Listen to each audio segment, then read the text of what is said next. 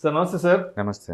సుందరారెడ్డి గారు, ఒక ఇన్వెస్ట్మెంట్ చేసేటప్పుడు తప్పనిసరిగా ఎటువంటి విషయాల పట్ల మనల్ని మనం ప్రశ్నించుకోవాలి అంటారు? సో ఒక ఇన్వెస్ట్మెంట్ వైపు వెళ్తున్నప్పుడు ఎటువంటి విషయాల పట్ల తప్పనిసరిగా మనం కొంత గ్రౌండ్ వర్క్ చేసుకుని వెళ్ళాలి అంటారు? ఎటువంటి విషయాలను పరిగణలోకి తీసుకోవాలంటారు? డెఫినెట్గా అండి. ఒకటి గోల్స్ ఇంపార్టెంట్ అండి. ఏ పర్పస్ కోసం మనం ఇక్కడికి వచ్చామో దాన్ని పెట్టేసి మనం రిస్క్ తీసుకోవచ్చు అనమాట. సపోజ్ 10 years పాయింట్ ఆఫ్ వ్యూలో equity is very safe asset. 6 months point of view very risky asset. Okay, so తక్కువ టైం ఫ్రేమ్లో ఈక్విటీ మార్కెట్ చాలా వాలటైల్, అది +or-10% ఈజీ కావచ్చు. బట్ లాంగ్ టర్మ్లో it's good, it's going to create lot of wealth అనమాట. అందుకని time horizon చాలా important. అందుకని మీరు ఇన్వెస్ట్మెంట్కి వచ్చేటప్పుడు ఒక గోల్ ఓరియంటెడ్ రండి. అంటే ఇది కిడ్ ఎడ్యుకేషన్ గురించి, ఒక హౌస్ కొనుక్కోవడానికి గురించి, లేకపోతే ఒక రిటైర్మెంట్ ప్లానింగ్ గురించి, అట్లా ఒక పర్పస్ కోసం వచ్చారనుకోండి, ఇన్వెస్ట్మెంట్స్ ఈజీ అవుతాయి. ఓకే, సో టైం ఉండాలి, గోల్ పర్పస్ అనమాట. ఏ పర్పస్ కోసం నేను ఇన్వెస్ట్ చేస్తున్నాను అది క్లారిటీ ఉండాలి. రెండోది రిస్క్ ఎంత భరిస్తాను నేను.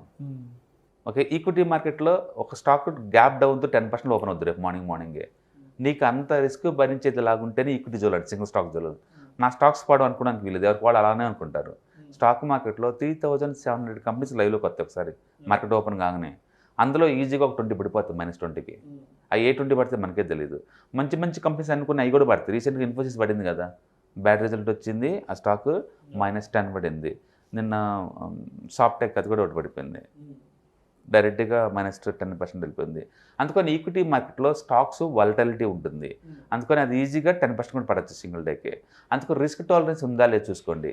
అదే నేను గోల్డ్లో కానీ బ్యాంక్ డిపాజిట్లో పెట్టాను అనుకోండి, బ్యాంక్ డిపాజిట్లో 0 లాస్ ఉంది అది, బట్ లోవర్ రిటర్న్స్ వస్తాయి. నీకు సేఫ్టీ సెక్యూరిటీ ఉంటుంది, లో ఉంటుంది, ఇన్ఫ్లేషన్కి దగ్గరలో. అవును. అందుకని రిస్క్ టాలరెన్స్ లెవెల్స్ ఎక్కువ ఉంటేనేమో ఎక్కువ రివార్డ్కల్ పోవాలి.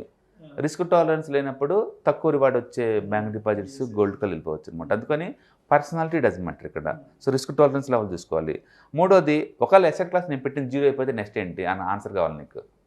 నేను పెట్టాను కరెక్టే, అది 20% నేను స్టాక్లో పెట్టాను, 30% పెడితే పరిస్థితి నెక్స్ట్ నేను ఏం చేద్దాం అనుకుంటున్నాను, ముందే ఆన్సర్ ఉండాలా. అనుకోలేదు అంటే ఆన్సర్ అది కాదు. చాలాసార్లు ఏంటంటే మనం రిస్క్ని మొత్తాన్ని మెజర్ చేయకుండా ఎంటర్ అవుతాము. అలా అనుకోవట్లేదు అనుకుంటారు. ఓకే, ఊహించుకోండి, ఏదైనా న్యూక్లియర్ వార్ అంటే అలాంటి అనుకుంటే ఎక్స్ట్రీమ్ అనుకోండి, political uncertainty. Okay, political uncertainty ఉందనుకోండి, అది ఈజీగా పోద్ది. లేదా CEO మీద ఏదైనా అలిగేషన్స్ వచ్చినాయి అనుకోండి, ఈజీగా 20% వేసిపోతుంది. అలాంటివి వచ్చినాయి, అలాంటివి వచ్చింది. మొన్న ఉక్రెయిన్లో ఏం జరిగింది, ఓవర్ నైట్, అది అంతకుముందు ఎవరు అనుకోలేదు కదా. సింగిల్ డేనే ఆ రోజు రష్యన్ ఇండెక్స్ 48% డౌన్ అయిందండి. 48% డౌన్ అయింది. నువ్వు కనుక డైవర్సిఫికేషన్ చేసుకోకుండా నీ డబ్బంతా స్టాక్ మార్కెట్లో కనుకుంటే సింగిల్ డేకి 48% లాస్ అయింది. అవి ఎవరు ఊహించలేనివి, ఎవరు ప్రిడిక్ట్ చేయలేనివి అవి మన కంట్రోల్లో లేని విషయాలు. ఫస్ట్ అందుకని మీరు ఆన్సర్ ఇవ్వాలి. 0 అయితే నా పరిస్థితి ఏంటి, దానికి ముందే ఆన్సర్ తీసుకున్నాం అనుకోండి, అప్పుడు డైవర్సిఫికేషన్ అనే కాన్సెప్ట్ లైన్లోకి వస్తుంది నీకు. ఓకే, ఇది వింగ్ 0 అయినా ఆ వింగ్ ఉంటుంది, దందార మనీ వస్తుంది కదా అనేసి. సో ఎసెట్ 0 అయిపోతే నా పరిస్థితి ఏంటి, ఎసెట్ ఒక 20% పెడితే అదేంటి అనేది ముందే క్లారిటీ ఉందనుకోండి, డీల్ చేయడం చాలా ఈజీగా ఉంటుంది అనమాట. అంటే థర్డ్ వన్, అఫ్కోర్స్ ఇండెక్స్లో 0 అవ్వవు, ఎకానమీ అంతా 0 అవ్వదు కదా. అందుకని నిఫ్టీ, బ్యాంక్ నిఫ్టీ ఇవి 0 అవ్వవు పొరపాటున కూడా. ఐటీ నిఫ్టీ 0 అవ్వవు ఇండెక్స్లో ఎప్పుడు కూడా, స్టాక్స్ అవుతాయి. అందుకని రిస్క్ మీది 0 అయ్యేలాగుంటే నెక్స్ట్ ఏం చేయాలని క్లారిటీ ఉండాలి. అంటే ఫోర్త్ వన్, ఎంతకాలం మనం పెడుతున్నాం, 10 years 20 years 5 years 2 years అట్లా. తక్కువ టైం ఫ్రేమ్ అయితేనేమో డెట్ ఫండ్స్లో పెట్టండి, ఎక్కువ టైం ఫ్రేమ్ ఉందనుకోండి ఈక్విటీలో పెట్టండి. సపోజ్ పిల్లల మ్యారేజ్ ఇంకో 1 yearలో 2 yearsలో ఉంది, ఏదైనా సర్జరీ ఉంది 2-3 నెలల్లో, ఓకే, ఏదైనా స్కూల్స్ ఫీజు కట్టాలి, అలాంటి వాటిని స్టాక్ మార్కెట్లో పెట్టమాకండి.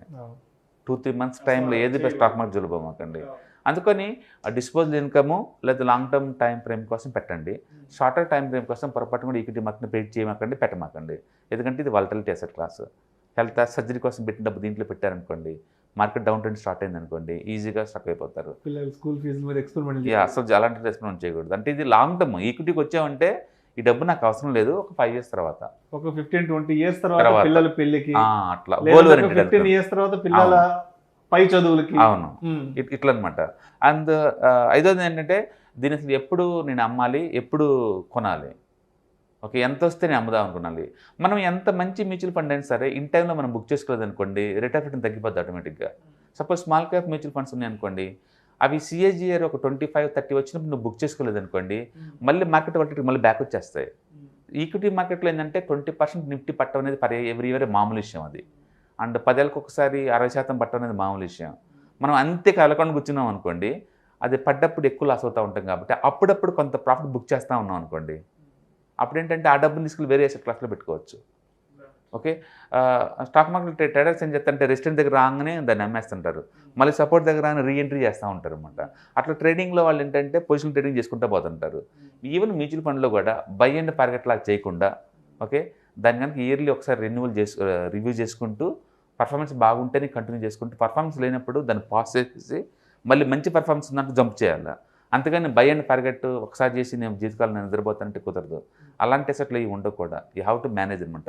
రివ్యూ చేయటం, మంచి అసెట్ క్లాస్ని అలకట్ ఎక్కువ చేయడం అనేది మ్యాండేటరీ అనమాట. కాబట్టి ఏదైనా తేడా చూస్తే ఎప్పుడు అమ్మాలి, మంచిగుంటే ఎప్పుడు నేను క్లోజ్ చేసుకోవాలి, క్లారిటీ ఉండాలి. మ్యూచువల్ ఫండ్స్ అయితే ఎప్పుడైనా 30 CAGR వచ్చినప్పుడు కొన్ని యూనిట్లు బుక్ చేసుకోవడం బెటర్ అంటాను నేను. ఎందుకంటే మంచి టైం బయటపడ్డాను కదా, ఇంకా 30% అంటే ఎక్కువ యూనిట్ల మీద. అందుకని అప్పుడప్పుడు మార్కెట్ మంచి బుల్ మార్కెట్లో ఉన్నప్పుడు కొన్ని బుక్ చేసుకోవటం ద్వారా మళ్ళీ పడ్డప్పుడు వాటిని అలకట్ చేసుకోవచ్చు మార్కెట్లో. అందుకని ఎప్పుడు అమ్మాలి, ఎప్పుడు తగ్గాలని క్లారిటీ ఉండాలి. నెక్స్ట్ వన్, నేను దేనికోసం ఇన్వెస్ట్ చేస్తున్న దీంట్లో క్లారిటీ ఉండాలి. మన గోల్ ఏంటన్న క్లారిటీ ఫస్ట్ ఉండాలి. అసలు కంపెనీలో ఏం చూసి ఇన్వెస్ట్ చేస్తున్నావు అంటే, సెక్టార్ చూస్తున్నావా, మేనేజ్మెంట్ చూస్తున్నావా, ప్రొడక్ట్ చూస్తున్నావా, ఏం చూసి నువ్వు మార్కెట్లోకి ఎంటర్ అవుతున్నావు క్లారిటీ ఉండాలి. మేనేజ్మెంట్ మీద నీకు నమ్మకం ఉందనుకుని మనం ఎంటర్ అవ్వచ్చు. మేనేజ్మెంట్ నమ్మకం లేదనుకోండి మనం దూరంగా ఉండొచ్చు. రీసెంట్గా బ్రైట్కామ్ గ్రూపు, ఓకే, ఫ్రాడ్ జరిగి 4 సంవత్సరాల తర్వాత సేవీ చెప్తుంది ఈరోజు.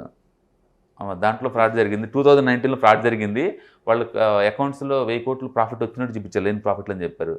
సెబీకే 4 సంవత్సరాలు పట్టిందంటే బ్యాలెన్స్ షీట్ అనాలిసిస్ చేసి చెప్పడం కోసం. ఇక స్టాక్ మార్కెట్లో దేనికి సేఫ్టీ ఉంటుందండి? 4 years పెట్టింది ఆ విషయం చెప్పడానికి. బ్యాలెన్స్ షీట్లో ఎక్కడ మరకనేది దొరకదు. అన్ని చోట్ల సేల్స్ పెరుగుతున్నాయి, ప్రాఫిట్లు వస్తున్నట్టు చెబుతూ ఉన్నాడు మొత్తం. గత 10 years నుంచి చూసే వాళ్ళకి ఎవరికి డౌట్ రాదు దాంట్లో ఇందులో ఫ్రాడ్ జరుగుతున్న విషయం. బట్ ఫ్రాడ్ జరిగిన 4 సంవత్సరాల క్రితం దాని కంప్లైంట్ వచ్చినాయి సెబీకి. అది 1 week బ్యాక్ అనౌన్స్ చేసింది. అంటే ఏంటి, 4 సంవత్సరాలు డామేజ్ అంతా అయిపోయిన తర్వాత ఇప్పుడు స్టాక్ 180 దగ్గర నుంచి ఆ 9 రూపాయలకి వచ్చింది. రిటైల్ ఇన్వెస్టర్ల పరిస్థితి ఏంటి? అలాంటి ఇరుక్కుపోతే. అందుకని ఏం చూసి మార్కెట్లోకి ఎంటర్ అవుతావు నీకు క్లారిటీ ఉండాలి. ప్రొడక్టా లేకపోతే ఇదే అనేది. ఎంతకంత టెక్నికల్స్ ఉంటే ఇంటైన్లో బయటపోవచ్చు అనమాట. స్టక్ అవటం మామూలు, ఎవరైనా రావచ్చు, బట్ ఇంటైన్లో బయటపడటం చాలా ఇంపార్టెంట్ అనమాట.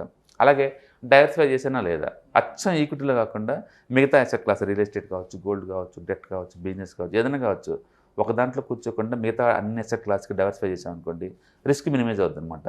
అందుకని డైవర్సిఫై చేసేవా లేదని చూసుకోవాలి. తర్వాత అసలు ఈ అసెట్ని మేనేజ్ చేసే అంత కెపాసిటీ నాకు ఉందా లేదా, నాలెడ్జ్ లేకుండా చాలా కష్టం.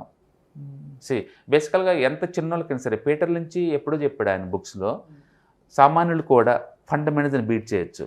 సామాన్యులు కూడా వాళ్ళకి ఏ ఏరియాలో ఎక్స్పీరియన్స్ ఉందో ఆ ఏరియాలో ఇన్వెస్ట్ చేసుకోండి. సపోజ్ నేను మైనింగ్లో ఎంప్లాయ్ అనుకోండి, మైనింగ్ ఇండస్ట్రీ ఎలా వర్క్ చేస్తుందో నాకు తెలుసు.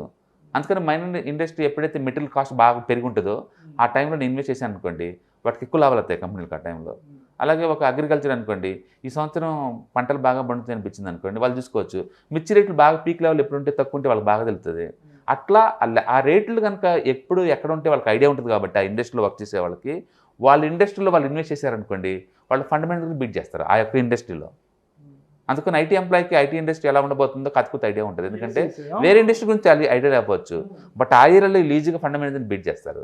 అట్లా ఈవెన్ కామన్ ఇన్వెస్టర్స్ కూడా ప్రొఫెషనల్ మేనేజర్స్ ఉన్నంత ఆ ఏరియా అంత ఉంటుంది అనమాట. అందుకని మీరు ఏదైనా అసెట్ క్లాస్ మెయింటైన్ చేస్తున్నప్పుడు ఈ అసెట్ క్లాస్ నేను మేనేజ్ చేసే అంత ఇంటెలిజెంట్ లేదా ఎడ్యుకేషన్ నాకు ఉందా లేదా అవి మనం చెక్ చేసుకోవాలి. అంటే దాంతోపాటు నా ఒక్కడిని మేనేజ్ చేసుకోవచ్చా లేదా ప్రొఫెషనల్ హెల్ప్ కావాలా? ఓకే, ఎందుకంటే అన్నిటిని మనం అన్ని మేనేజ్ చేయలేము, అన్ని అసెట్ క్లాసులని. ఓకే, ప్రొఫెషనల్ హెల్ప్ అవసరం అయితే మనం దాంట్లో కూడా తీసుకోవచ్చు అనమాట. అట్లా మనం ఏదైనా అసెట్ క్లాసులో పెట్టేటప్పుడు goals important, targets important, time frame important, and ఎందుకు ఇన్వెస్ట్ చేయాలి ఈ కంపెనీలో ఇంపార్టెంట్, ఎప్పుడు బయటికి పోవాలనేది ఇంపార్టెంట్, డైవర్సిఫై చేసేవాళ్ళు లేదా ఆన్సర్ ఇంపార్టెంట్, దీన్ని మెయింటైన్ చేసి మేనేజ్ చేసే అంత ఇంటెలిజెన్స్ నాలెడ్జ్ నాకు ఉందా లేదా ఇంపార్టెంట్, లేదా ప్రొఫెషనల్స్ హెల్ప్ తీసుకోవాలా లేదని ఇంపార్టెంట్. వీటన్నిటి కనుక మనం ఆన్సర్ ఇచ్చామనుకోండి, అది రాంగ్ అయినా సరే మేనేజ్ చేసుకోవచ్చు అనమాట మనం. ఓకే, అన్నిటికన్నా బెటర్ ఏంటంటే డైవర్సిఫికేషన్ చాలా ఇంపార్టెంట్. బట్ అన్ఫార్చునేట్లీ ఎక్కువ మంది ఏంటంటే టెంపరీగా వస్తారు, 1 or 2 months మార్కెట్ మూవ్ అయితేనే డబ్బులు సంపాదించి, లేదంటే లాస్ట్లో బుక్ చేసుకుంటూ పోతారు. వీళ్ళ దగ్గర 1 లక్ష ఉంది అనుకోండి, ఒక 30-40 స్టాప్ లాస్ దగ్గర అయితే ₹1,00,000 వెళ్ళిపోతాయి. రైట్. అండ్ మళ్ళీ వెళ్ళిపోతారు, ఇంకెప్పుడు మళ్ళీ 20 ఒక 5 ఇయర్స్ తర్వాత మళ్ళీ వస్తారు. అట్లా ర్యాండమ్గా వస్తాం తప్ప కన్సిస్టెన్సీగా మనీ మేక్ చేయాలనే థాట్ వీళ్ళకి ఉండదు. అన్ఫార్చునేట్ ఇండియాలో ఈక్విటీ కల్చర్ చాలా తక్కువ వేరే కంట్రీతో పోల్చుకుంటే. ఇండియాలో హార్డ్లీ 3% పాపులేషన్ ఉన్నారు స్టాక్ మార్కెట్లో. ఆ కల్చర్ తక్కువ. ఇప్పుడు కొంచెం అవేర్నెస్ పెరుగుతుంది కానీ మామూలుగా అయితే ఇది.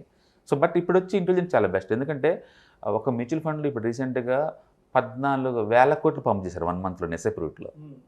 అది రావటమే తప్ప పోటీ ఉండదు. రాను రాను పెరుగుతుంది తప్ప తగ్గడానికి లేదు. మొన్న జనవరిలో 1,00,000 కోట్ల రికార్డ్ అన్నారు. మార్చికి వచ్చేలోపు ఇంకా రికార్డ్ ఇంకా ముందుకెళ్తూనే ఉంది అది. అంటే ఒక వరదలాగా వస్తున్నారు రిటైలర్స్. సో ఇది ఎడ్యుకేటెడ్ ఇండియా, ఇది డిజిటల్ ఇండియా. ఖచ్చితంగా ముందు రోజుల్లో అవేర్నెస్ పెరిగిద్ది. లాస్ అయ్యే వాళ్ళ రిటైలర్స్ ఉండరు ముందు రోజుల్లో. వాళ్ళు కూడా ఈక్వలెంట్ ఆఫ్ ది మనీ సంపాదిస్తారు ప్రొఫెషనల్ లాగానే. కాబట్టి ఏదైనా ఇన్వెస్ట్మెంట్ చేసేటప్పుడు ఈ 10 క్వశ్చన్స్ కనుక మనం ఆన్సర్ ఇవ్వగలిగితే మనం సేఫ్ సైడ్కి ఇన్వెస్ట్ చేస్తున్నట్లు లెక్క అనమాట. అందుకని ఇన్వెస్ట్మెంట్ చేసే ముందే వీటికి ఆన్సర్ ఇవ్వడం ద్వారా ఏంటంటే మనం కొంతవరకు సేఫ్టీగా ఉండొచ్చు. Thank you so much Sundararamareddy గారు. ఇన్వెస్ట్మెంట్ చేసేటప్పుడు ఎటువంటి విషయాల పట్ల మనల్ని మనం ప్రశ్నించుకోవాలి అనే అంశం గురించి చాలా చక్కగా వివరించి thank you so much. Thanks.